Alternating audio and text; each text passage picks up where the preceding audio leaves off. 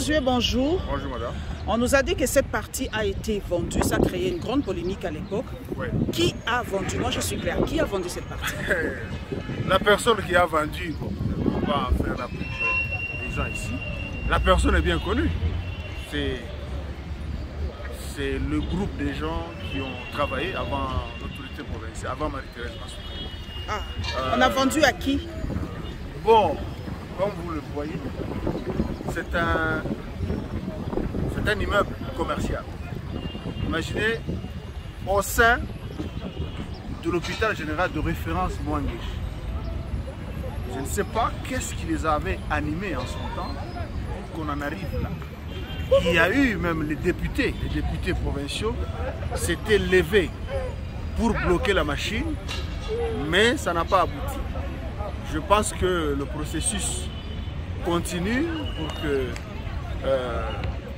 la population du Lualaba recouvre ses droits. Parce qu'ici, c'est quand même la concession d'un hôpital. C'est le plus grand hôpital de la province. Morceler et vendre une partie avec des complicités au niveau de Kinshasa, là, ça ne va pas.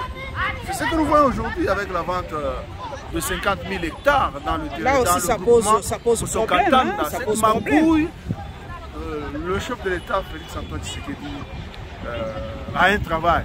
Et je sais qu'il ne va pas baisser la garde parce qu'il y a tout un réseau qui s'était enraciné depuis la Deuxième République. Bon, je pense qu'un jour, nous avons l'espoir que les gens finiront par changer et aimer leur pays au détriment de leurs intérêts personnels. Nous sommes dans la concession de l'hôpital général de Mouangéji. Au lieu de vendre, au lieu de morceler, comme on en a vu avec les gens que Mme Marie-Thérèse Massoukara a remplacé, elle a décidé d'améliorer, de construire d'autres infrastructures dans cette concession immense de l'hôpital général de référence Mouangéji. Il y a d'abord la clinique universitaire moderne. Vous allez voir quoi ça défie, vous allez découvrir d'un moment à l'autre. La clinique universitaire moderne, c'est un bâtiment à 3 niveaux. L'objectif ici est de lutter et de mettre fin au phénomène d'évacuation sanitaire.